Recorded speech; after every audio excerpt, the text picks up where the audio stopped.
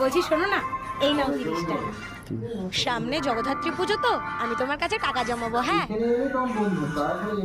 30 টাকা আছে, তোমার কাছে রেখে দাও। আচ্ছা ঠিক আছে, 30 টাকা 30 টাকা আছে কিন্তু। আরে হ্যাঁ 30 টাকাই আছে। এই শোনো না, এ নাও 1000 টাকা। আজকে কিন্তু আমি তোমার 1000 টাকা দিলাম, মনে রেখো কিন্তু। ঠিক করে রেখে দাও তাহলে তোমার কাছে।